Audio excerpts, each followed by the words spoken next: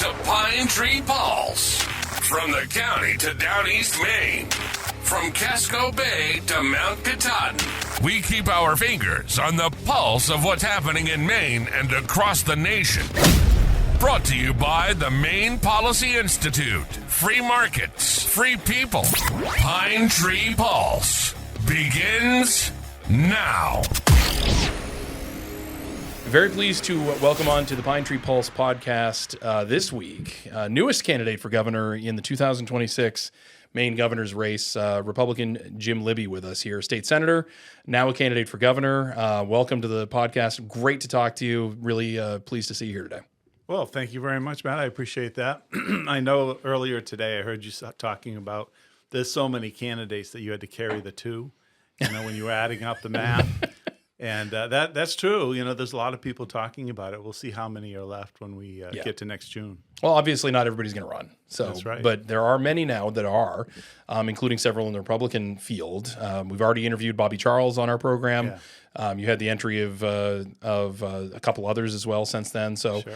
Point is though, you're in front of me and you're running. So let's talk about you, All right, Jim. Good. You're a well-known, I think, figure amongst those of us who follow Maine politics, right? But for those who might be being introduced to you for the first time, it might be worth a couple minutes just talking about you and sort of your background, where you came from, kind of your time in office as a state senator. Obviously, you've been around the block in Maine political circles. You're also a professor and have been teaching for a very long time. Give me the whole the story of Jim Libby. Sure. Well, I love Maine because I was born here. I was born in pretty much a lot of the things that were here when I was born are gone.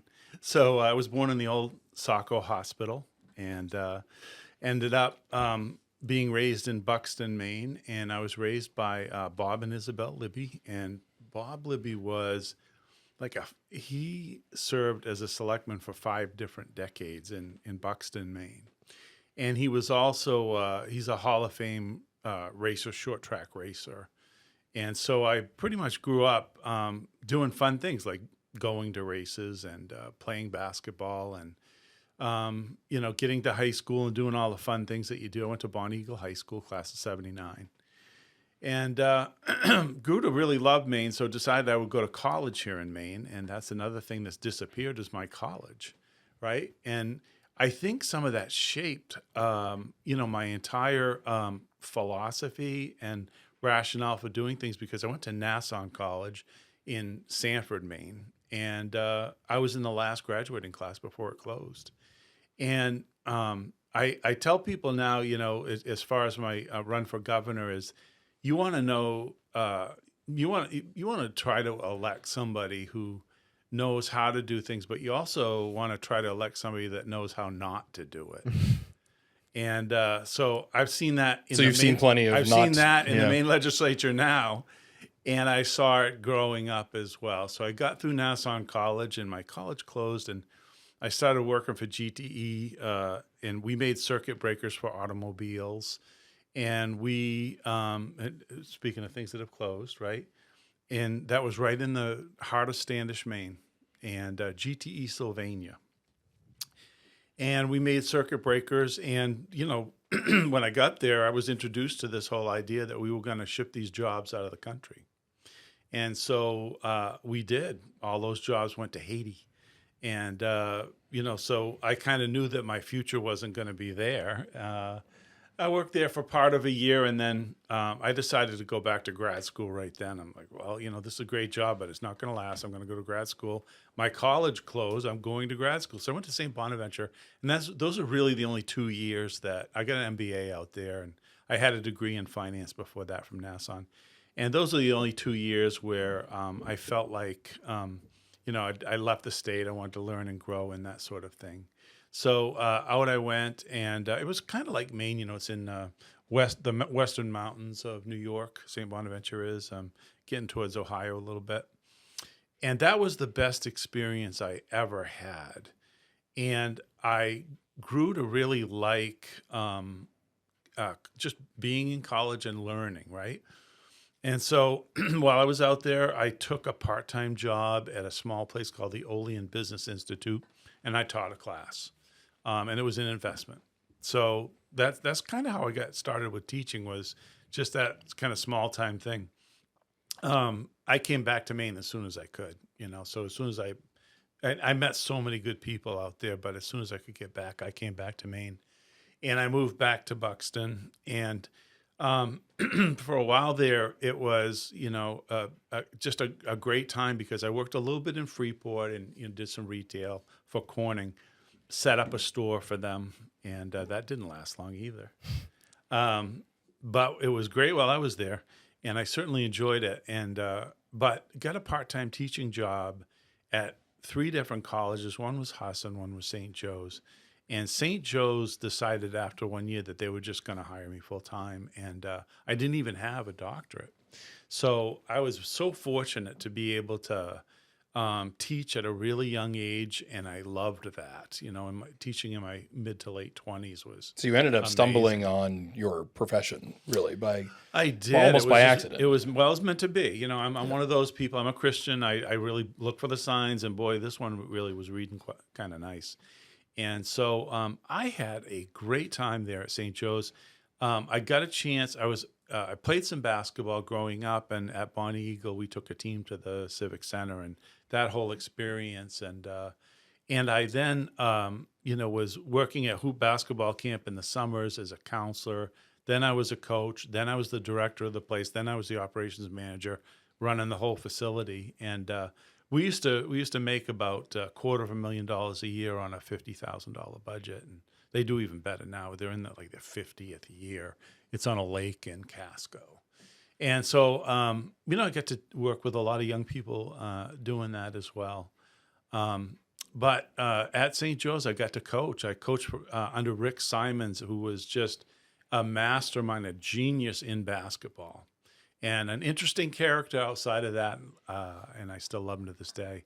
Just a genius in basketball. So I learned an awful lot, and I decided to, as a hobby, stay in coaching. And I ended up coaching quite a few places. I was at St. Joe's for 8 years. Really enjoyed it, but the time came when tenure came around to go back and get my doctorate.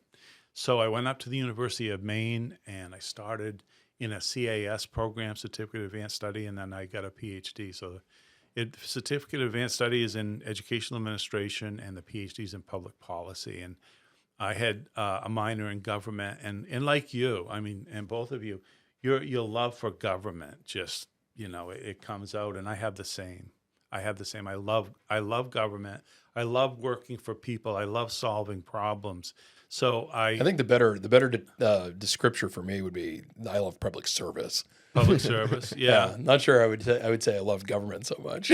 Probably not so much. I love government is the way to solve. Yeah, government is the way to solve some of the problems that you see out there. Yeah. And I'm not liking the way government runs now, and I think that's where we both really agree, right? I don't think government is working for the Maine people at all. In fact, it's using the Maine people. Yeah. But I still think in the future we're going to have good government. In fact, you're going to see a page in my media, press release data that I sent out in policy positions just on good government, just one page on good government, and because I really want to see that happen. Yeah. So anyway, I was successful. I finished my PhD. I wrote a book that a lot of trustees read, but everybody else sets it beside their bed at night, and if they have trouble sleeping, they open it up and read a page or two. But I wrote Super U, History of the University of Maine System, looks at the entire structure, funding, presidents, how it works. And so, I think that's a really useful book. I've written other books too. I read The Postcard History of Buxton. I love history. And so I was busy doing that, got right back into politics. The first time I ran, I had to run against an incumbent, 1991. I was running that year. Was that state senate? Into 92 state house. So you went to the house first. Yeah, not much I haven't done. And I think that first time around running against incumbent, a lot of people told me I wouldn't be able to do it, which they're telling me now running for governor, obviously. And so, but a lot of people at that time thought, well, yeah, I know Bob Libby. He's our selectman. And so I was running in Buxton and Hollis, just 2 towns. And I still had some family in Hollis and friends. And I went to every door, every single door. And people tell you that when they run for the House, that the successful one. So I beat an incumbent there. And I served for a couple of terms. And then, and I really learned a lot. I was able to, we hit head on some of the toughest policy issues that you can imagine. The first one that comes to mind under McKernan was every single workers' comp company left the state. You must remember that. I certainly do. That was almost the issue of the time back then. It and really, it was certainly a focus of McKernan's time in office. Yeah, it really was. Yeah. And I helped. I helped design that. And McKernan was, and his staff, especially Kim Russell's, she's still around, does excellent work. But we came up with MEMEC, and I got to give most of the credit to the McKernan administration, but I certainly helped. And what we decided to do, because of the structural problem, is the problem was people getting hurt in the workplace, and it wasn't worth it for insurers to be here. And so how do you do something about that? Well, first of all, we had to start a public entity that we were going to make quasi-public and then private, right? Mm-hmm. And privatization I'm all about that, and I bet you are too. So we did that. We created an organization. We put a good person in charge that really knew what he was doing. But for all of the companies that signed up, we told them, we're going to have safety visits, and we're going to go into your workplace, and it might even be a sawmill. Somebody lost their arm last week, right? We're going to go in there, and we're going to conduct safety audits. And we're going to work with you. We're not going to tell you what to do. We're going to work with you, and we're going to get those rates down. And the injury rates in Maine came down every single year. And the promise was we're going to lower rates by 10% every single year. And we did that year after year after, like 4 years in a row, maybe 5. And the insurance companies came back because we got the system under control. So that was one of the early things that I was able to be involved with that I really loved. Another one that I took toward the end of my health service and getting into the Senate, I took I really look at what can we do for K-12 that really helps kids think about not just jobs but preparing for them. And so I got together with a really good Democrat in the Senate while I was still in the House, and we created the Jobs for Maine's Graduates program from scratch. And it has been an incredible success. It has just mushroomed. And so these are, it's an organization, goes into the schools, teaches people, okay, well, this is what a police officer does. This is what a firefighter does, and they come right in and visit. And there's 100 schools, more than that, covered now with that program. So program design from the policy that I actually learned at UMaine. I think UMaine treated me well. I did well. It was hard to find a dissertation committee of people that would even talk to a Republican at UMaine, but I found them. Even back then, but I found them, and they were good. And I remember, I won't tell you who it was, but one of my dissertation committee members says, I'm a yellow dog Democrat. I said, I that's why I want you on my committee, because I'm going to work with Democrats my entire career. And I make that a point wherever I go. I'm not afraid to, I'm a right winger, but I'm not afraid to tell a right wing, look, we're going to work with the best possible minds, and we're going to come up with the best possible systems. And I'm going to reach across the aisle because we don't have a corner on that market. And so that's the way I've been, the whole way through. And no, but to pause for a second, yes. You did make the decision, I think it was in 2002, to run for governor. So this is actually your second run. Yep. And going back to 2002, that was the year Baldacci ran. Yep. It ultimately was Peter Chinquette in that primary that emerged. But you had the experience of doing that as a fairly young person. I mean, honestly, that's I think you were younger than me at that point. I was very young. Yeah. Well, getting there, older than Jake, though, by the way. I got to throw that out there. Only 30. Younger than me, but older than Jake. Well, I'm a little jealous. That's a great age. It is. But so getting there, I did 2 terms in the Senate. In the first term, I had to beat a Republican incumbent, Willis Lord. He was from He was from Waterboro, and he was 80 years old and never lost a race in his life. And so what he did was I was the natural setup for the Senate. And so because I was in the more populated part of the Senate district, and he came to me and said, I'm going to retire and I want you to run. And then about 3 weeks before the deadline, he said, I decided to run anyway. And I had already got people to run for the House. 2 people ran in a primary, and one of them was a real good friend of mine. And so I did the same thing. I did a strategy to kind of take the West and the East and just squeeze it into the middle, which was Waterboro at the time, and I was able to defeat him. That was a tough. And the leadership in the Senate, they were like, you really shouldn't be doing this. I'm like, well, but what am I supposed to do? Go back and tell these House members that they shouldn't run, and I'm not that way. Not only that, I don't care to stay in for term limits.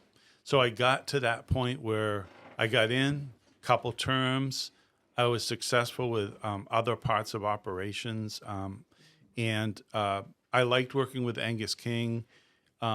He's a different voter now, but one thing that we got through was the only sales tax rate reduction ever. We lowered it by 0.5%, right? Yeah. And he did that basically for me, and I'll never forget it. And we've had a friendship ever since, and so as a man, I really like him. But in 2002, he was going to be gone, and I wanted to run. And the best possible opponent was in the primary was Peter Chincat. And the reason I say that is because he's a great man. He's a businessman from an incredible company, and he had all of the business lined up behind him, and he was able to defeat me. And so that's really the first. That was a pretty big primary, as I recall. Wasn't it? It was a big primary.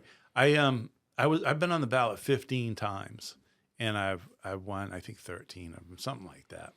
And I lost to him. And so it was great because these things I always say are meant to be. And it was time for me to get married. I got married in 2000, but we decided we'd have 5 years together, then we're going to raise a family. And that's what we did. We raised 2 kids. And I went back to work. I was working for Sanford High School as a math teacher. I think I told you that. From 2000 to 2002 during the campaign. I ran clean. So I would go to work. I'd get out of work. I'd go someplace that night, every single night for almost 2 years. Not like this. This is going to be 1 year to the primary. I did it for a long time. And, I got to know Maine and love it even more. So Peter was great. So after he defeated me, I quickly endorsed him, worked as hard as I could for him because I believe in our principles and our priorities. And he and I have the best friendship. Even though he spent a lot of his years in Texas, he's now back, which I'm really pleased about. And I'm also so I think just the Chincat family carries a lot of weight in this state and has done a lot for construction. And I've got plenty of stories about what they do and why they do it and why it's so good that I'd be glad to share at any point. But it's interesting in that race that he ended up winning Cumberland County, York, and the Mid-Coast, and lost the rest. No, I'm talking about the general election against Baldacci. Oh, but against Baldacci. Yeah, I sometimes bring that up to point out how much Maine has changed in a long time. I mean, can you imagine a Republican winning, the kind of coastal southern Maine area, and then the Democrat winning like the rural northern area? It was different back then. We had Republicans in the Senate seats, like Wells, the Wells seat. We had a Republican in that Senate seat, Joe Carlton. And all the way down, we had all kinds of people. That has changed a lot from Scarborough on. You're right. But I think Peter had, well into the 40s, maybe 42 or 3 or 4%. He only lost by 5 points. Yeah, he had a great campaign. He had good people work. I remember the people that were working for him. They were excellent, and he would have been a good governor. Well, don't you, Jim? That race is the whole reason you're sitting in this office right now. Yeah. Because it was in the wake of kind of the defeat that year and the feeling like it's just it's never going to happen, right? Like the conservatives are never going to win anything in the state ever again, that a group of people came together to actually found what, became then the Maine Heritage Policy Center, is now today Maine Policy Institute, and it's still here now. So yeah, and all joking aside, the work that you do is just critical for us. I mean, we have to have that kind of a sounding board and a backboard. It's just, it just helps. And I do think these things come in waves. I mean, look at the governors that we've had. So I served under McKernan. We went through King, Baldacci. I got an appointment from him, and then I got another one from LePage. So it's been going back and forth, Republican, Democrat, and it's time. It's the Republicans' turn. It's the Republicans' turn. Well, that's been the pattern for sure. Yeah, that's been the pattern. Well, so I mean, to fast forward a bit, because I do want to make sure we talk about your race now and the policies that you're going to be pushing, because this is a very thick packet full of ideas. So I want to get into way some more of those than ideas. what you normally see when somebody like you're waiting This is for not the what website. this is not, and the talking points, and certainly more detailed than what we've seen from others. I was just going to say that this is not what a political consultant would tell Jim to put out, Right. because it's full of detail. I don't care. Yeah, I'm glad. I appreciate that, and I know the Bangor Daily News, had a little something in yesterday online about this is the only candidate that's given us any real policy. So that I felt good about that. Yeah. So let's get into some of that. So to fast forward, obviously, you returned to the state Senate a few years ago after, getting back to work and working at, you were at Colby, Thomas College, which you've been there for a long time. Yep. And then you've now made the decision to run now. Yeah. What ultimately led to you saying, all right, I got to get in. I got to do this. It was just easy. First thing is this is my second term, so I've done my job. I've worked really hard. But the second thing is that very little of the policy that I advocate and many, many others advocate in Maine, and I often think it's the majority, much of that policy is ignored. It's been a pretty brutal 4 or 5 years. Government is right now in Maine, government is about an agenda. It's about setting up nonprofits that are friends of those people in government, and it's a feed-through system. I mean, there's very little regard for impact on business. Here's a good story for you. When we set up what is now called the fiscal note, right? So fiscal note. Well, fiscal note now in government is how much is this going to cost government, right? It used to be what we tried to get through in legislation was we want an impact analysis. What's it going to do to the market? And what's going to happen in government. They've completely gotten rid of that. So it's just the cost to government now. It's just it's just the cost of government. So if you put a bill in, and we saw a few just this week, a cost of $4 million. A cost to who? It's and the way that policy is put together by the legislature without a coordinated plan, just this bill, that bill. Sometimes the bills both get passed, they're competing against each other. It's crazy. What are we doing? What are we doing? I mean, any intelligent person that spends any time in the legislature is going to tell you the exact same things. Like, what in the world are we doing?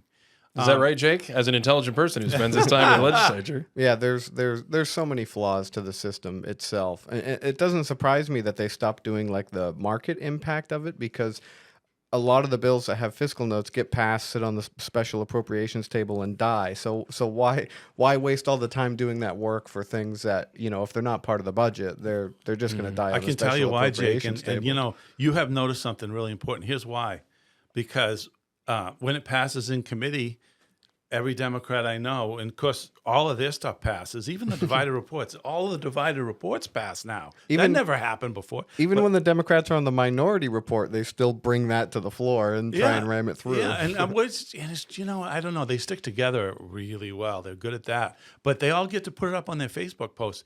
Here, one more step in the process of taking care of this constituency. Mm-hmm. And it's kind of like, wait a minute, you already know what's going to happen when it gets to the appropriations table. Right. You know this isn't going through, right? Well, I guess they're not at fault because somebody in the middle of the night at the Appropriations Committee has killed your bill. I would say that's basically every press conference that Matty Daughtry does. every day that I'm up there, she's doing a press conference on like spending money for something, and the bill's not going anywhere. Even though she's the Senate president, there's just not money to do it. I have to be careful because you develop relationships with these people, and I like her in some ways, and I like every Democrat that I work with, and you'll never hear me. You won't even hear me use the term WOKE. I won't do it. I let other people do it. I'm just going to talk about my stuff. But I think it's fair game to say this is how the legislative process works, and boy, is it broken. It's a good thing there's an executive branch. Mm-hmm. Imagine if they, I do economic modeling, right? Can you imagine like the legislature using economic modeling? They don't use much of it. It's how do you feel today about this bill? Yeah. That is just, so you need somebody in the executive branch that actually understands that, can do something about it. And that's what I'm really, that's what I'm going to appeal to Mainers with, is that I know how to not to do it, and I know how to do it. And I know that right now the how not to do it dominates the whole system. And that is, that's not so you're looking at government paralysis and dysfunction. Yeah, and that's really the calling, I guess. Yeah, is really yeah. I mean, doing something about that. Well, I could give you 100 examples. Let's talk about minimum wage on autopilot. Let's talk about. I could give you more and more and more, but I think it starts a lot with that. I guess if I'm running a business, I can use the, consumer price index to kind of figure out. Okay, well. These are the prices I expect on price increases on inputs next year. But I'm also going to have to deal with my largest cost, labor.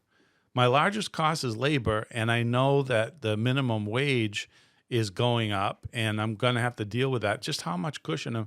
Wait a minute, that tips me into the red. And so, unfortunately, what we're doing is there's no regard. And I said this morning on, I can't remember if it was your show. I did the VOM as well this morning. You can be forgiven for that. Yeah. Well, okay, thank you. Well, I need to get to the Bangor crowd.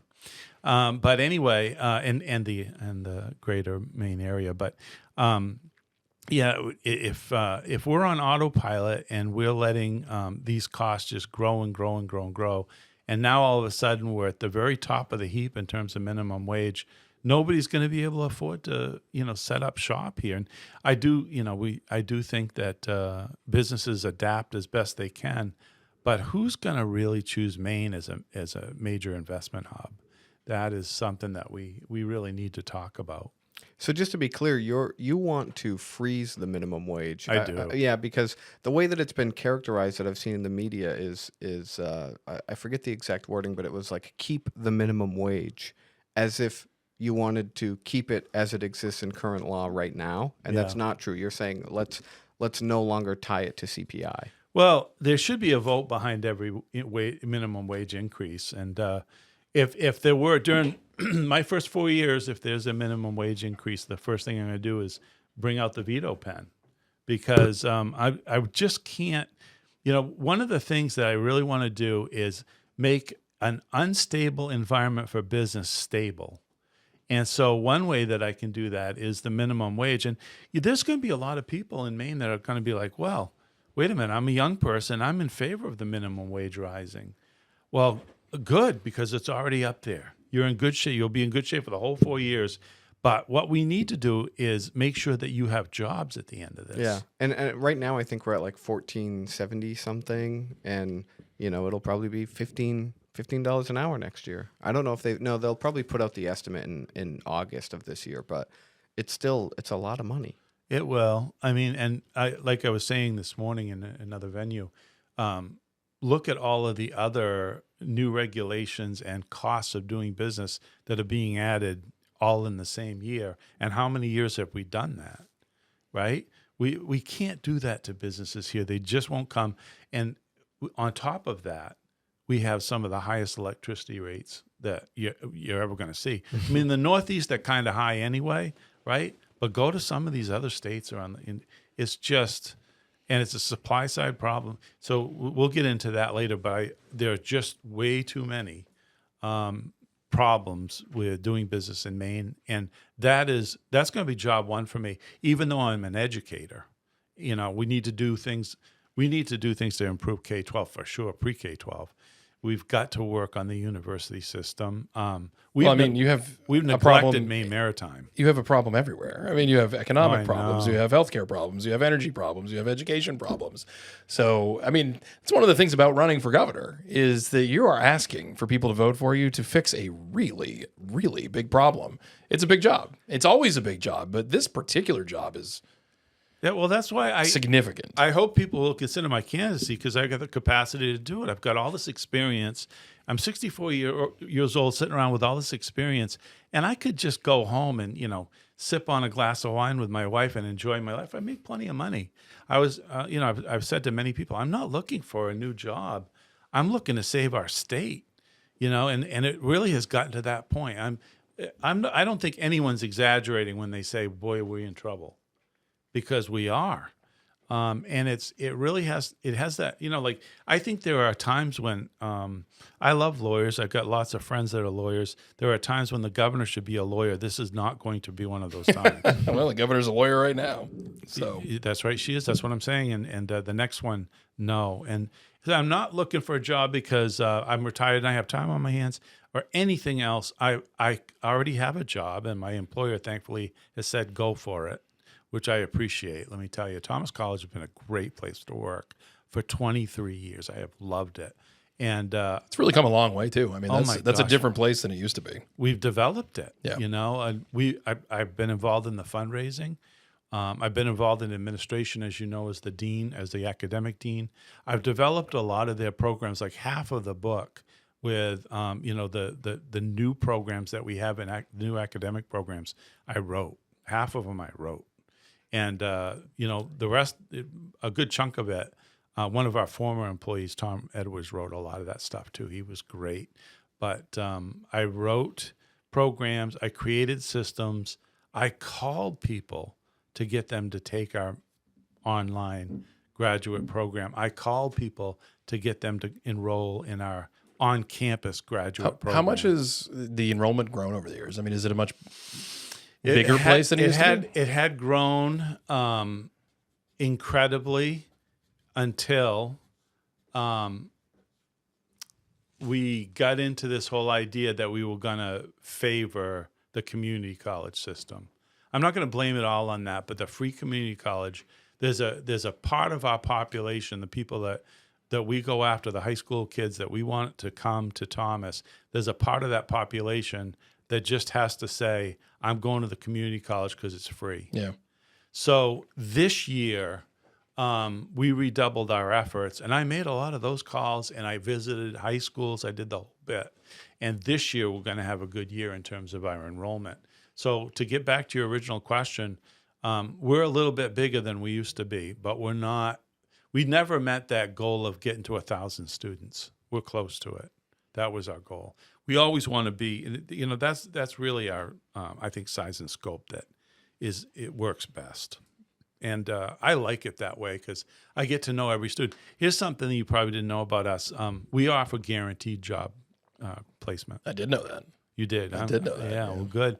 And what you know what that means? That means for faculty, you have to go out in the real world and help these kids get the job. So people that are in industry in Greater Waterville, every single person knows me, everybody, and around the state as well. And because I talk to them and I work with them, we try to get our kids polished and ready to go into the workforce. And they are. Our kids have a great reputation, especially in business, but we're half business now and half liberal arts. We've got psychology. We got a great criminal justice program. We've got now teacher education. We do a lot, and I'm very proud of I think the outcome. Well, let's getting into the actual run that you're going to be making here. Yeah. The thing that we're primarily focused on when we have these conversations with folks is what are they going to do let's fast forward and say that you get elected, right? You're going to be the next governor of Maine. Yeah. We have no idea what legislature you'll be sent along the way. Hopefully one that will agree with you, I would assume. It doesn't matter. But to Jim, it doesn't matter. But let's talk about some of these things that you want to do. So you got a whole press packet here that has a treasure trove of ideas. And I went through this, when you had the opportunity to make your announcement, and again this morning. It's got everything from energy to education in here. You mentioned some good government stuff. Yep. If you were to single out the thing that's you want to be known for, like the one thing that you really want to do more than anything else in here, what would that be? Probably ratepayer protection. Probably, So energy stuff. Two things.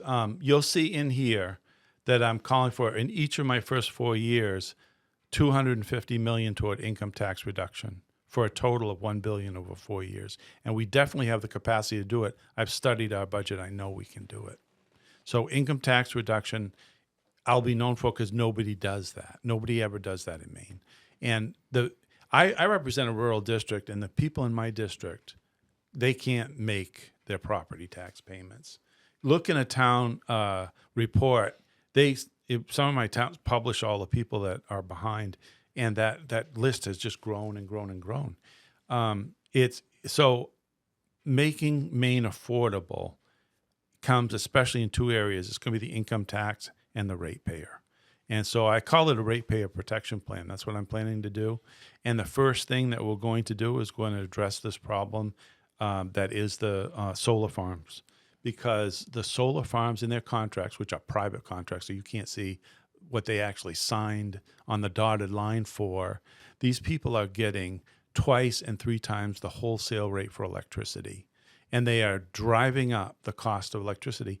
And as I said in my announcement, all right, well, we have these solar farms. They're a good thing generally, but we're going to find a way. Last year, there was legislation to actually break all their contracts and force them to all hit their business plan and force them all take cuts. In my case, what I'm going to do is I'm going to work with investors. We're going to sell some of these things. A lot of them are owned by out-of-state investors. And we're going to move away from this ridiculous, we're going to pay 25 cents per kilowatt hour, wholesale for energy. It's crazy. When you can't get a policy passed through the legislature because you don't have enough money, use somebody else's. That's what we're doing. Use somebody else's. We've gone to the ratepayer and said, we're going to use your money. And that's what we're doing. And to make it worse, all right, well, green energy. So a school can connect and they can buy all this green energy. Find out what that contract is for. It's for way more than they need to spend. And, we've got some great experimental stuff. I've been working with the Waltz family, especially they sell propane. And at Bonnie Eagle, we put in this giant propane facility, and we're running our buses on that. And we're running other parts of the school. And we're going to find economies of scale, which I know you know a lot about. We're going to find economies of scale between that, those two reductions I'm talking about, so taxes, energy, and the impact of AI.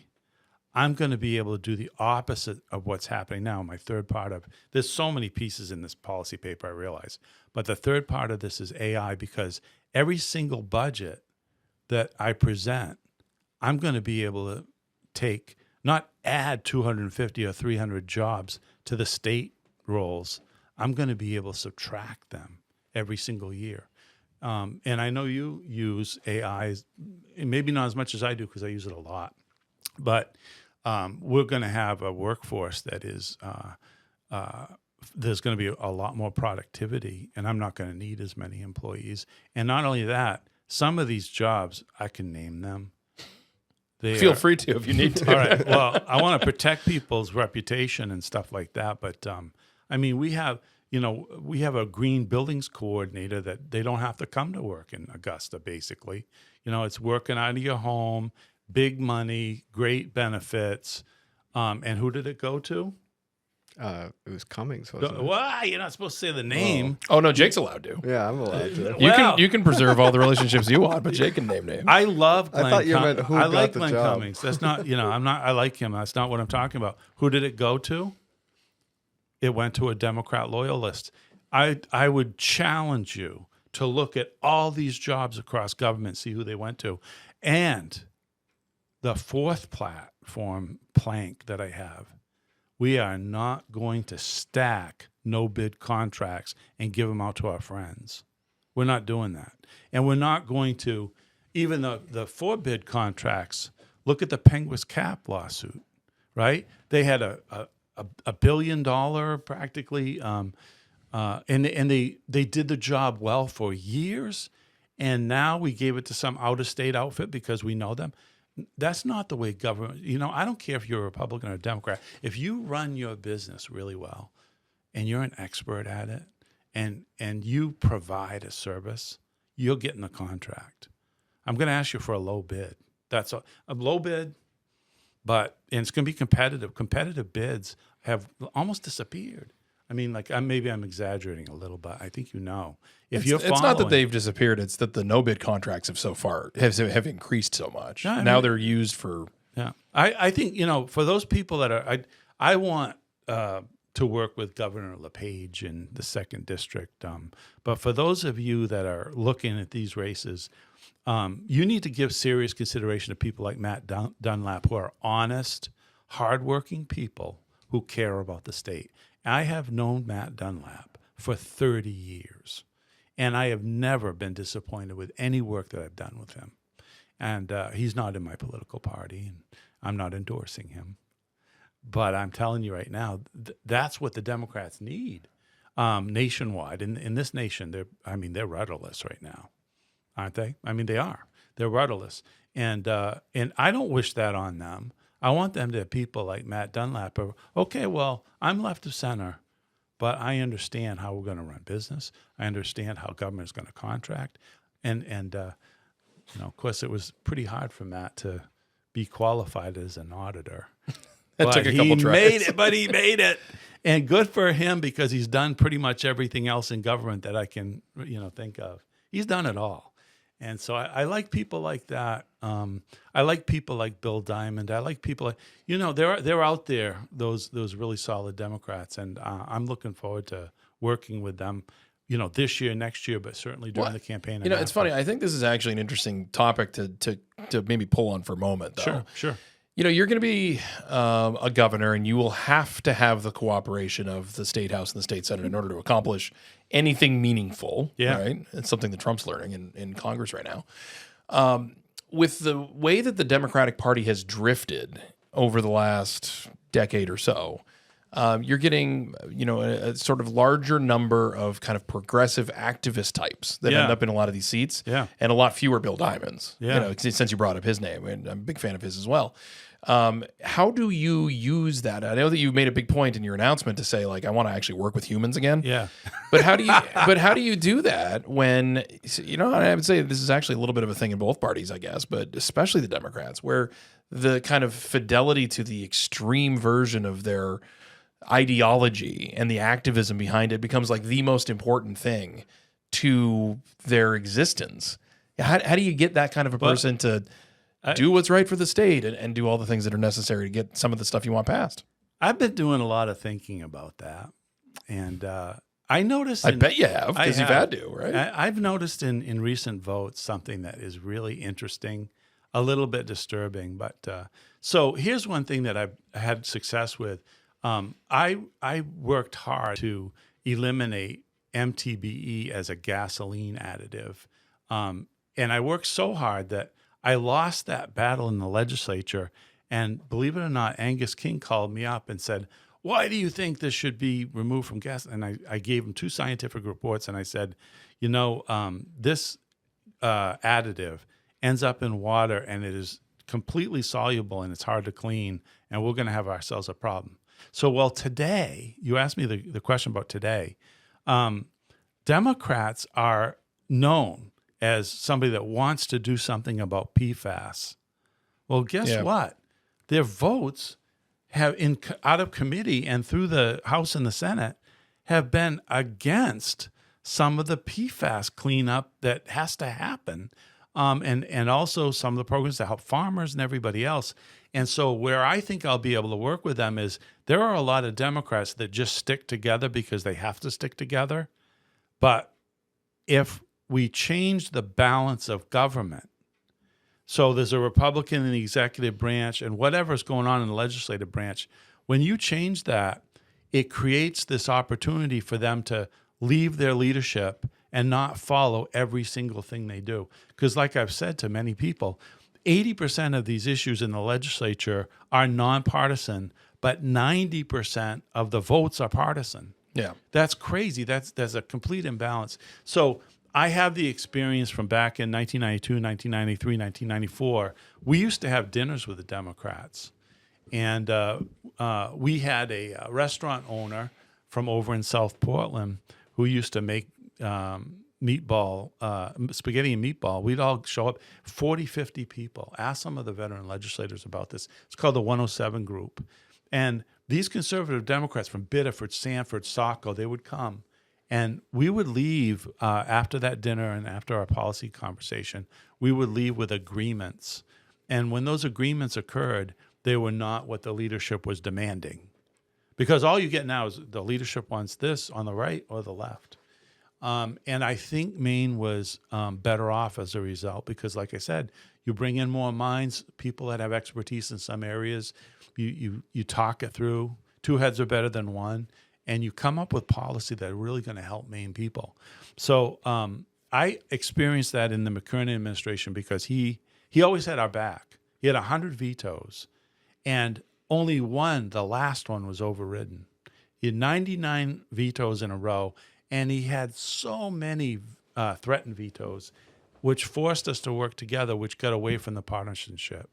And because people ask me all the time, how are we going to get out of the partisanship? I don't know. Social media hasn't helped that. It's going to be tough, but I know that if you have a balance, not an imbalance in government, and there's Republicans and Democrats in the branches, things will get done. Things are better. I really believe that. Now, don't get me wrong. I think everybody's dream is the trifecta. Yeah, sure, right. You have everybody in place to get your agenda through quickly and easily. Oh, yeah. Everyone wants that. I'm not asking for that.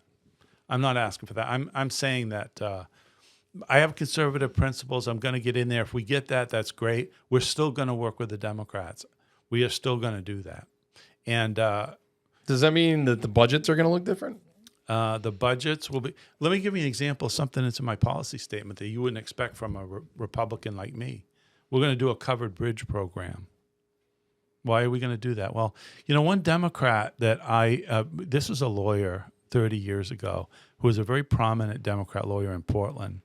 And he said, and I'll never forget it. I read it and I have never forgotten it since. He said, man-made objects, we need to create them and we need to improve the beauty of Maine, not just from the natural resources that we have, but from the man-made objects. And he was at that time referring to the $1 Million Bridge, right, from Portland to South Portland. And he wanted that to be a beautiful bridge. Well, we didn't really do that. We have done that up country, right, in the Bucksport area, right? That's amazing structure. But man-made structures can be great. And, Vermont and New Hampshire have figured it out. You have a couple of covered bridges, and people like to go look at them. And it is part of Maine is vacation land. And, my motto is going to be vacation land, you can live here. It's not going to be welcome home because guess what? They left. They left. Welcome back for a visit. Yeah, welcome back. I'm glad your taxes are being calculated in Florida. My daughter is going to go to, I think I told you this, my daughter's going to go to Tennessee. And she's going to music school out there in Nashville. And we're all excited about it, especially since there's no income tax in Tennessee. And there's about 9 or 10 states that really, they get that. You can still have an income tax. I don't know if we'll ever get there in Maine. I'm not advocating for that, but I'm going to be the first governor that ever reduced income tax rates. I don't believe they've been reduced. I may have to do some more research on that before I start boasting. But Well, LePage did. No. Did he lower it? Yeah, it was 8.5. Oh, that's right. And then it went down to 7.1, and then they raised it back to 7.85 is where it is now, right? Yeah. Well, it's a 7.15. graduated scale because we Correct. have 5.5 and then it goes up. But he also cut the he bottom did. off some of it too, with the eligibility of who has to pay and everything. But Yep. there was that. But it was it's funny. It was I remember at the time it was billed as the biggest tax cut in Maine history. And to the point I think you're making here, I can't remember another one. No. So I'm not sure when there's been one. I was there for the sales tax reduction by 0.5%. It went back to 5 at the time. I was really pleased because I represented all these towns that were on the New Hampshire border that were just getting killed. All the business was right across. I know. You go across into New Hampshire, all of a sudden you're driving on this nice smooth road and you see all these businesses. It's kind of like See all those liquor stores. Well, have you ever? I mean, I'm sure you've done it, Jim. But if you go over to if you go right over the border and you start seeing some of the retail spaces out there, it's like Maine license plate, Maine license plate, Maine license plate, Maine license plate. I used to do that because there were market baskets over there and they weren't in Maine, so you just go over there and walk through the parking lot and see all those Maine plates. Of course, what I also saw though is New Hampshire plates, but they were Maine citizens. Yeah. Why? Why? Because we have the most onerous excise tax in the nation. It's awful. If you go out and buy a truck for $52,000 right now, first of all, I want you to. You're helping our economy. I just bought a car, so I Well, know there you exactly go. what you're talking about. Yeah, yeah, and well, it's nice that we have all set up. We have this. Oh, every year your excise tax is going to go down. We need tax revenue for transportation. One of the things I love about Maine government is infrastructure. We need to do stuff with roads and bridges. We need to help with our bridges. That's another story. But what we can't do is discourage people from buying new things. And I'm glad that you did it, but I know a lot of people in my district, my rural district with 13 towns out there, and Hiram, Porter, they're not going to be able to buy that truck. And not only is it difficult to get it financed, but then they face this $1,200 or $1,400 check. Well, I'll tell you what it did do is it every knocked single down year. It knocked down what I could buy. Yeah. You had to consider that tax on top of the actual vehicle itself to figure out what my total bill is going to be, so that I have to plan for what I'm purchasing. So So one of the programs that I helped create was the personal property tax rebate program, the Better program, and we're going to create one of those for the excise tax because, in the Maine Constitution, you have to leave the towns whole. Right? You can't just cut a tax that they're collecting for their revenue purposes. And we found that you can do it, but it's a constitutional thing. You got to get 2/3. Very difficult. But there will be a rebate program that leaves people whole, leaves the towns whole, the municipalities, allows them to collect, but you're going to be able to get a rebate or a tax credit, one or the other. And so it has to happen. I mean, we want people. I want people from out of state to come here and buy. How about we, show up at Central Maine Motors and he's got a Corvette out front and, it's summertime and people have come to the Maine Food Festival in Waterville and they get out of there and they see that Corvette and they're from New Jersey and they just buy it. They're not, I don't know. It's, we just don't have that. And they move up here and they establish residence. Oh boy, that's not happening enough. I mean, some people can afford to do it. Yeah, but that's the trick, though, is that if you love it so much that you're willing to pay the price, you still have people that do that. Yeah. I mean, it's why do I live here? Yeah. It's certainly not because of the finances of it. We had so many missed opportunities. I remember a meeting with the gentleman that is now CGI, I believe, up in Waterville, right? They wanted to bring 50 to 100 jobs up to Waterville, and they came to Thomas College to talk to us about establishing up there, and it's basically computerized software stuff. And so he came in, and we were like, "This is great. We have our teachers that go do train the trainer. They go to the company, they learn what the company's doing, they come back, we teach the kids, then we send the kids to their company as labor. So we're doing all that." Well, he came, and we're in the meeting. and this is, economic development people, president of Thomas College, myself, others. And we're like, why do you want to come to Maine? And he said, I like to ski. That's what he said. And that's what draws people here. We need to be able to, latch onto that and reel them in and say, hey, come on up here. And we'll sell you a condo. We'll do whatever we can to get you to establish permanent residence up here. And by the way, we want you to retire up here, and we're going to do something about the incredible cost of being a retiree in Maine, which is insane. It's just beyond. It's beyond. I mean, you wouldn't do it. Let's just call a spade a spade. You just wouldn't do it. Yeah, and isn't that a sad statement though? It is. Yeah, it is. I mean, and I'm not going to fix that in 4 years either, but I'm going to work on it. That is something that, I've been involved with elder care for many, many years. My mother delivered Meals on Wheels. I was a policy advisor for the Southern Maine Area Agency on Aging. I used to do the meal trips with my mother. I used to drive her so she could take the meals into these shut-in seniors in my district. It was just awful. But you'd see a smile on their face and you'd know you were doing something good for them. But now what we have is, in a welfare state, is that we take from the taxpayer, we give, but we make it so that it's a living climate that is not affordable. We live in a welfare state. We do. I'm not exaggerating. We live in a welfare state, and that is. This is a word that always bothers people. Socialism. It's like, no, yeah. We're a lot further away from capitalism, and we're a lot closer to socialism than we ever should be. We need to take care of Mainers by equipping them. We need to equip them. We don't need to give them handouts. It's really it's sad, and we've got to the point where we have to give them handouts, or they really can't stay here. Let's go into another area if we can for a second. You have Sure. a specific expertise, which I think is very useful in the time we're in now. Thank you. Education, being an educator yourself. Yeah. Obviously serving on the committee in the legislature as well. Yeah. You've seen some stuff. And I think one of the things you've seen is the changes, though. You and I, when we were speaking this morning, you had mentioned that during the 1990s, sort of in that first stint of government service for you, Maine used to be pretty good. Like, we had excellent results. Right about the time I was going through school, it was really the envy of the rest of the country. Yeah.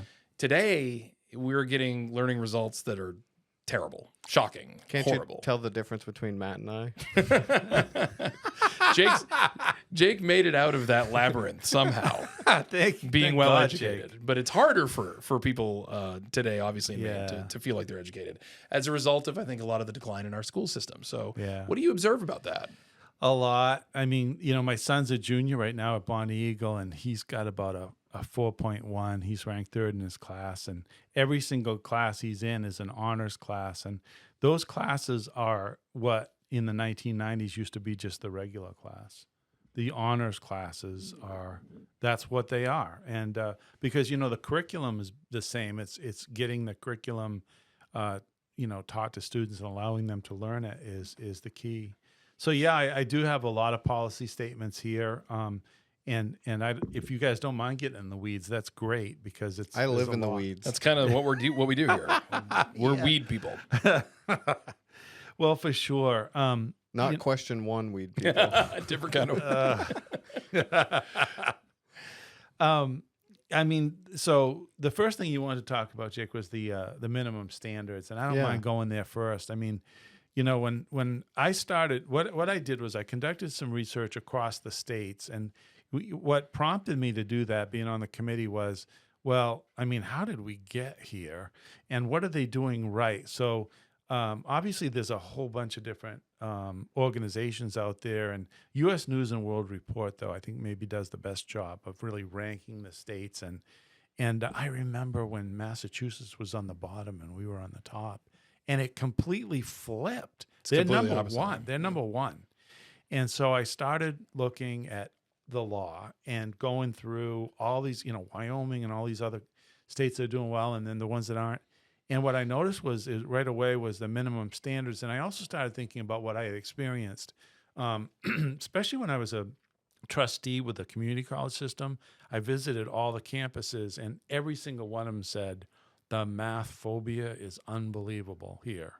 People that come to the community, this is before the free community college program, but people that are coming here really, we have so much scaffolding here, and we need more money for that, because they're coming out of high schools and they're not ready. And it's not just about math. It's math, it's science, it's everything. And I've noticed writing is a big one. Writing is nowhere near what it was. And we don't, the shop classes of the yesteryear are kind of gone too, but we still have some of those requirements in society. So I looked at the minimum requirements, and I actually list them in my policy piece here. 4 years of English, we've got that, right? But 4 years of math is what Massachusetts has. We're at 2. 3 years of lab-based science. We have 1 year of lab-based science. We have a couple of years of science, but 1 year of lab-based. 3 years of history. Maine has 2. So the others, like foreign language arts and stuff like that, is the same. But we need people that have analytical reasoning skills. And I spend, year-round my job at Thomas trying to figure out how can I best prepare these students. And you do the same. It's just a different level when you're in high school. And I've taught in high school, so I know. I've taught in Sanford High School 2 years of math. And so I know. And, what do kids really need to know? They should get algebra in middle school, or a pre-algebra. They should get into algebra, that they should get into geometry. And from there, you want to, if students are looking to be equipped for the next century, calculus, because, you want to be able to look at systems and inputs, and you want, okay, is something, like has an integer value, or is it exponential? And you want to be able to understand that. And so I've really pushed my kids to get that kind of training, especially my son. My daughter's a little bit more musical, but he's been able to do that. And I want that at least opportunity for all kids. So the minimum standards, and we never look at it. Well, finally, I do have a bill that's kind of winding its way through the process that would require at least 3 years of math, because there are a lot of schools already doing that, because you can do what you want at the local level, right? You have to have at least 2, but you could do 4 You if could you do wanted 4, and some schools do 4. Yeah. The best schools do 4, right? Well, it makes sense from the standpoint that, like, it's almost like a job. Like, if your boss has really low expectations of you, then you're not going to do a lot. You know what I mean? And I feel like it translates similarly to school. If we're asking a lot of kids or more from kids, we're going to get more learning done from them during the time that they're there. Yeah. And isn't this part of the impulse that we've seen recently, where some kids are struggling to make grade and to meet expectations? So rather than spend the time, energy, and money to try to get those people up, we end up lowering the bar so that they can meet something. And I think a lot of this has to do with all that self-esteem garbage and stuff that we've been fed recently, right? We got to make them feel like they can be successful and not ask too much of them so that they feel like they're failing. And it just kind of spirals from there. And now we just don't have expectations like we used to. Well, we don't. And if you look at the results from, 4th, 8th, and 11th, 3rd, 8th, and 11th grade, or because we test all the way across, less than half of that population is at grade level in all of those categories. Less than half. And that's scary. If you're not at grade level, what is that saying? Are we delivering? I get frustrated with half days, right? I wish my employer would give me a half day. Me too. Because you know what? If you're a student, right? You show up in the morning, and you basically go through this rushed, You do go to your classes, and they meet for about 15 minutes, and then you get lunch, and then they bus you home. And what do the teachers do? Well, if they were doing a math training or a science training or something, AI training, we must have that now. But what are they doing? Go check a roster, or check the postings for your teacher trainings. Everything is DEI. And we just went through that at Bonnie Eagle, where I went to school, and I pay close attention to what they do. And the training this spring was a complete waste of time. I'm sorry, but it just was. And we need to be thinking about curricular areas. Now, one thing that we have done, and we've got the DOE to finally come on board, we went for years not even testing the students. And we were threatened by the federal government. And, we're going to take and this is under the Biden administration. We're not going to let you do this. We're going to sue. We're going to take your money away. We're going to do this, that. I was assured that they were not supposed to be able to do that. Yeah. Nobody can threaten money being taken. Well, they also switched the assessment during COVID such that you could no longer make, or maybe that's when they stopped and then picked up a new one, but you could no longer do like a linear test of how did students do over the COVID right, era. the longitudinal. You want to know switched. what it is. And so that was broken, right? And so now what they did was they got rid of the old MEA test, and they used what's called through the years. And so it's basically the NUIA test. Teachers will know what I'm talking about. NWEA, yeah. NWEA, and they've added their own. The department has added their own questions to that and made it, specific to Maine, but also have national significance. Well, that'd be great, except for the randomized national test. We completely flunked, right? We completely failed in that regard, which is not the NUIA, right? And we did so badly that people were in shock. I mean, and so we just we need to spend way more time. I think that the school day should be a little bit longer. I'm not saying a lot, but there needs to be actual like execution time where students do hands-on what they're learning, then hands-on. Because I hate to say this, but there are a lot of school systems when the parent meeting occurs in the fall. They'll ask, like middle school. I remember going to Bonnie Eagle Middle School. It scared me, and I'm glad these people are gone. Honestly, a parent said, "Are we going to have to? Are my children going to come home with homework?" And they're like, "No, don't worry about it. There won't be any homework coming." Well, we have different people in the middle school now at Bonnie Eagle, and they are doing a much better job. And I think people, but previously, can you imagine that's the answer? Middle school is where you start to learn how to do homework, and you're getting, challenged at school, and exercises that people run through are simulations, and you want to connect those to social problems, and let people learn.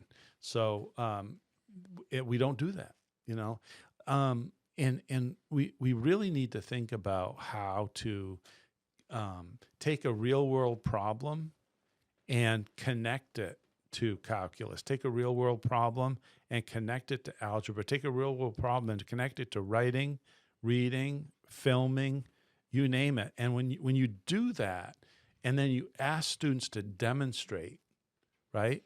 I do filming at the college level. Because if I give an assignment, you can use AI and just complete it in 10 seconds. And my students can. And so what I require them to do is they do right now I do Zoom recordings, and they narrate every single thing that they are learning. And they take something, they'll take a news clip from a major, like a Bloomberg or something, major resource, and it'll be a problem, needs to be solved. Here's the theory. How are you going to apply it? Narrate it all the way through. And my students have to demonstrate that. I put it in my rubrics. AI is in my rubric. And they have to demonstrate that. And that's the only way that I know that I'm going to put people out in society that can do something, that can actually like embrace the world that requires skills and actually make a difference. And I'm going to push that, whether I'm governor or not. You know what's great about this podcast? Hopefully lots of things. All my opponents are going to listen to this, and I don't mind giving it away. I've given more of my ideas to Democrats, and they basically, it's another LD number on the way with a different title, and it was some of my work, and that's okay, because do I care about me? I don't care if my bill goes through. I want to improve the state of learning in Maine. And I take that seriously. You guys can obviously tell. I mean, I take that seriously. We are going to establish a number of other things. At higher ed, a first-year promise program. The end of the free community college, and there's a lot of people in Maine are going to be upset about, like my philosophy on this, but I am not going to choose community colleges over baccalaureate degrees or cosmetology. I'm not doing it. I think that we need to give a first-year program that'll help students with finances get into college, because the research shows that once you're in college, you're more likely to complete it. It's getting there and actually completing a semester, 2 semesters, and then you believe after that.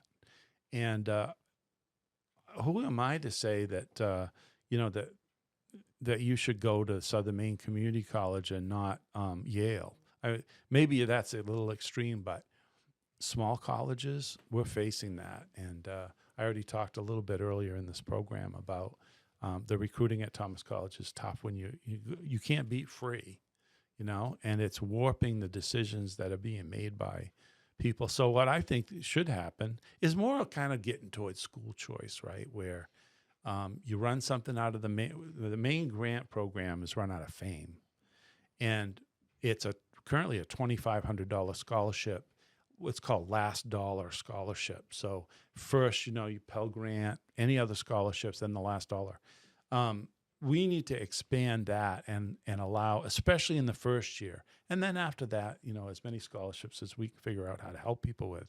But we need to do that, and we need to, I think that would immediately upscale the kinds of outcomes and graduates at the college level that we have.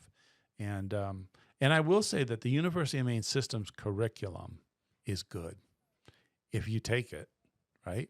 Some high school curriculum is good if you take it. The one thing that scares me about the Maine learning results is if you look at the Maine learning results, this is what we should know all the way across. It's a huge document.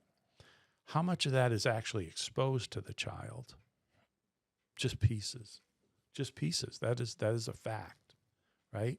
The Maine learning results can talk about calculus, but not every student's taking it.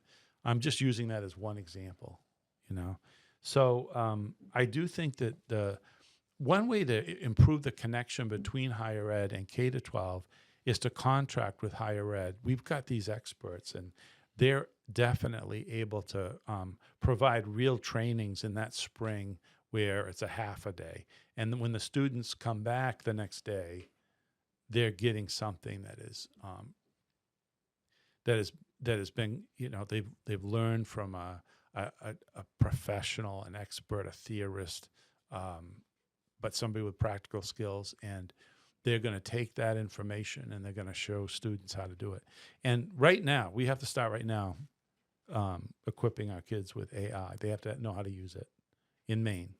Because other states, a lot of them know how to use it. To write papers and turn them in, right? Well, we're seeing that a lot lately. That has to drive you a little bit crazy. But that's what's going to make it easy, because they already can do that. Now we're going to put it to productive uses. I think we have to do that, And that's why I said, I require people to run simulations and do demonstrations. Like for example, when I run a business plan at Thomas, student has to come in with an actual, this is a company I'm starting, here's my business plan, and then they have to present it. And it's usually a partnership, but it could be a sole proprietorship, whatever it is. And they've got to prove to me that not only can they run this startup plan, but they can economize over their 5-year plan and figure out how to get more with less. Getting more with less is something we don't train, but it is the most important piece of business that you can find. Is like, okay, well, how can I make my employees twice as productive? And we're going to do that with AI in Maine. And as long as I can get some of these policies through, and I mean, it's a little bit ideological, but I'm just saying that we need to do it. There's nothing wrong with striving toward ideals, and there are states that have AI plans. I'm on the AI Commission here in Maine, and I think I will say we got some real good experts on there.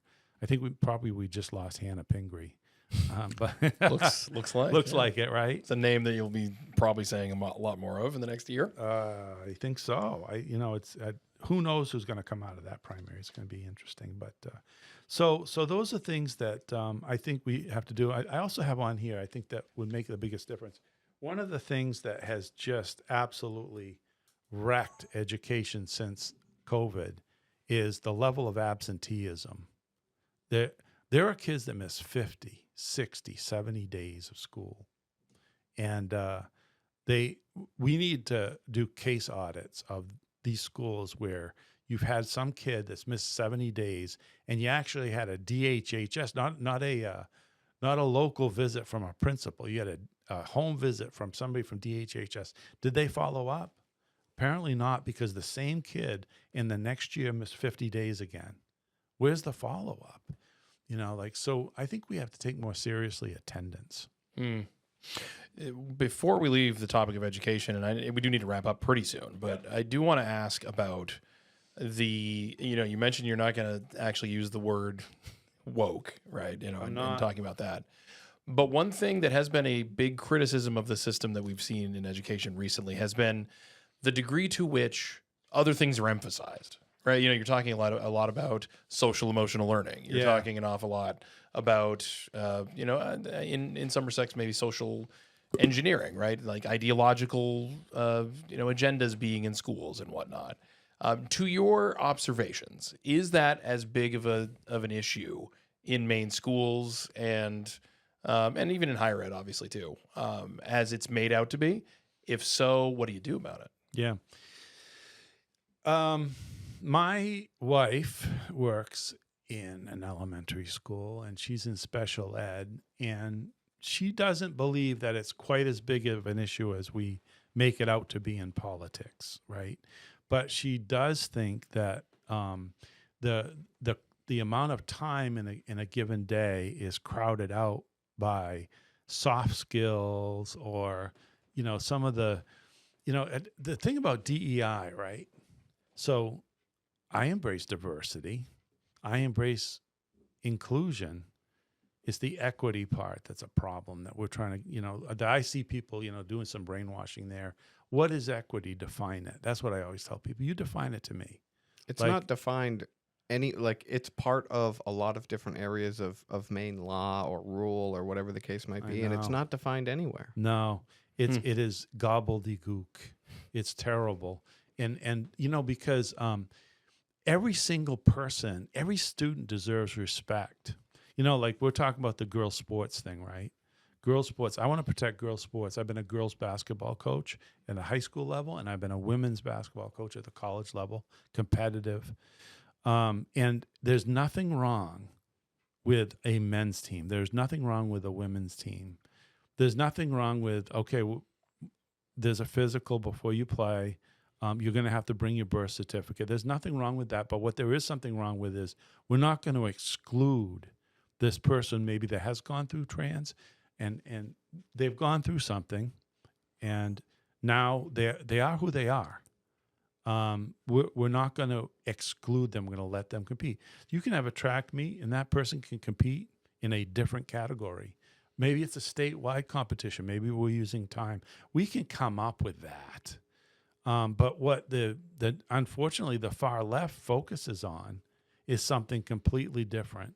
And it has something to do with equity, but I have yet to see it defined so that I could actually do something about it. So I just make my own policy. We need a category and we need competition for anybody that wants to compete. But you know what? There's nothing wrong with having people who are biological girls compete against each other. And I know for a fact, and I've participated in many co-ed sports.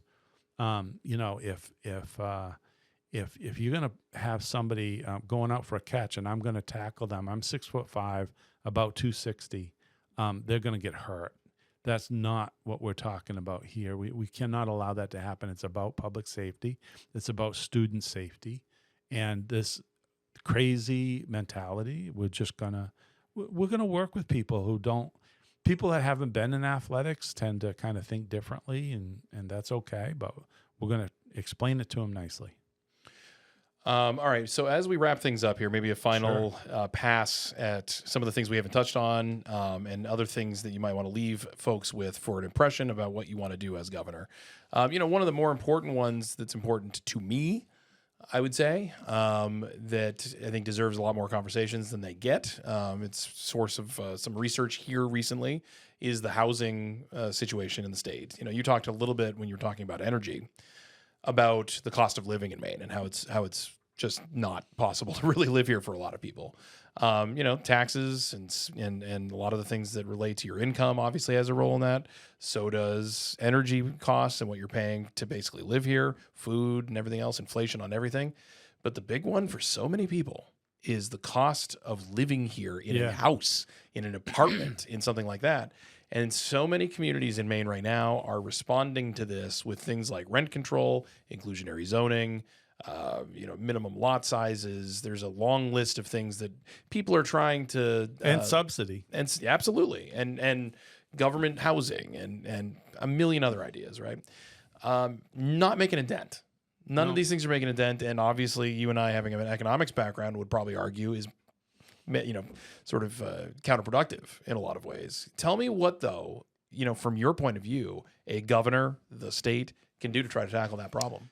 I will. Well, first of all, sometimes I give Democrats a lot of credit. I'm going to give some right now, right?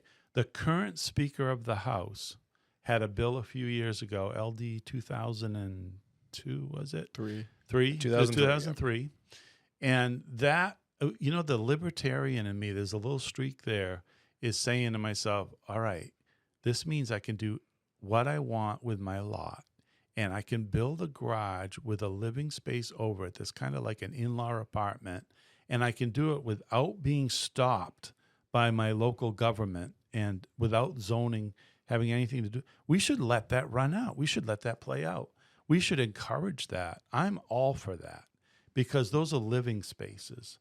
We're saying that every single structure in Maine, every property can have an additional living space. It doesn't even have to be connected to the home. I think the trouble with the legislature is we've got 15 different solutions to one problem. None of them are coordinated. I don't agree with everything the Speaker of the House does now, but I do agree with that policy. Because again, the libertarian in me says, hey, if I want to build on my lot, I want to build on my lot. And I do think that a lot of people it'll be the start for young people. You get them in a living space, they save some money, they eventually get into a position where they can actually get a mortgage, and then they can build or they can live where they want to live. This other stuff that the city of Portland is doing, rent control, we've talked about that ad nauseum, right? It is so hurtful to the Maine economy. It's not helping with the housing crisis. It's doing the opposite. It's making it worse. Why would you enact a policy and trumpet it to solve a problem when it's actually making it worse? Liberal economists agree with that. Krugman thinks that rent control is a bad idea. Well, there you go. And if Krugman thinks there is a liberal economist. Yeah. So when you say housing, that's my response is that, I think that there are ways to have some stimulus in the housing market, but we need to unleash builders. We need to make sure we get out of the way. I just really like LD 2003 from a couple of terms back, and I don't care if I take a hit on that. I don't agree with everything the Speaker does, but I agree with that. To be transparent, we opposed LD 2003. Well, I understand certain parts of it. In fact, a lot of it we liked. There's a lot of the things you're highlighting we did. There was concern. The biggest concerns I had was the sort of top-down approach to it. Yep. That's the anti-libertarian in me, right? It's like the state is dictating a lot of this policy to towns. Yeah. And then on top of that, the sort of tying in of many of the policies with federal HUD rules and stuff like that really made me uncomfortable. Yeah. So it was certainly an imperfect vehicle, and I would trust that were a similar kind of thing to have been designed by a Republican Speaker of the House, it would not have had the same problems with it in my view. I don't know, Jake, if you have thoughts on that. Yeah, well, we agree, no doubt, that you should be able to use your lot however you want. If you want to build an in-law apartment in your backyard, you should absolutely be able to do that. To Matt's point, it was really the top-down sort of one-size-fits-all, like density allowances of up to 4 units on any single-family lot. That makes sense for Portland, Maine. Doesn't make a lot of sense for Turner, Maine. No. Which is where I'm from. You know what I mean? So it's just a difference of it probably could have been tailored a little better, but the idea of being able to utilize your lot, your property, like, I'm with you. Property rights rule. we should protect them and allow people to do more without having because a lot of the obstruction does come from the local level. It's, I want to build this thing and your neighbor's like, no, that's going to obscure my view down the road or something. You know what I mean? And those stupid fights stop development. And at the end of the day, that's what we need. We need development. So we almost testified neither for nor against LD 2003 because there's stuff that we like, there's stuff that we didn't like. On the whole, I think that if the long term could be good for the law. The problem I think that you're seeing in the jurisdictions, especially where the density allowances are actually a good thing because lots of people should live there. Portland found some really creative ways at the outset to like comply on paper. So if you had a home, you could convert it up to 3 units. Yeah. But if you wanted to go to the 4th and final unit, you had to destroy the property and then rebuild a property. You know what I mean? Which totally undermines the intent of the law. Unfortunately, like LD 2003, there's good stuff about it. There's bad stuff about it, in my opinion. If you made me king for a day, I would just like eliminate the height restrictions in Portland.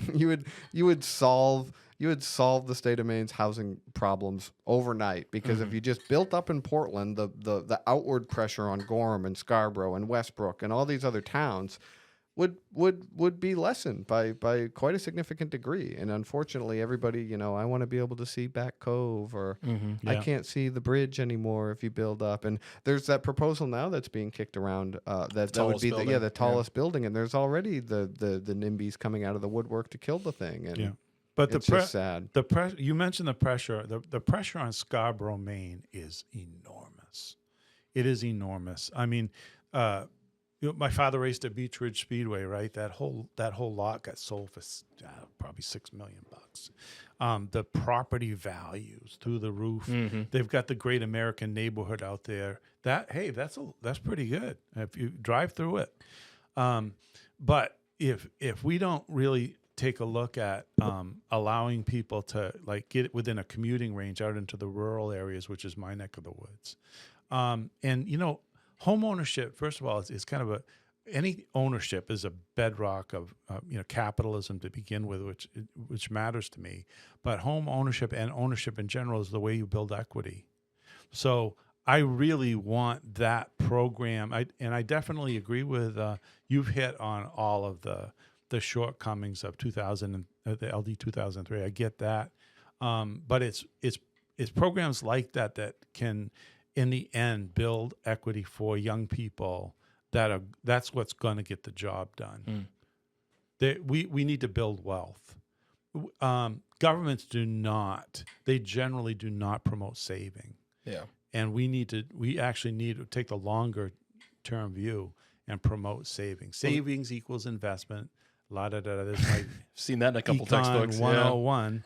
Yeah. Well, I mean, look, the final word on that is that the things that are positive about LD 2003, the sad part of it to me is that so many of them are undone and actually, like the problem grows worse even despite some of the good things because of those local policies in places like Portland. Yeah. Right. Like the damage that's done from rent control and inclusionary zoning by themselves. And then you get into height restrictions and stuff like that too. Yeah.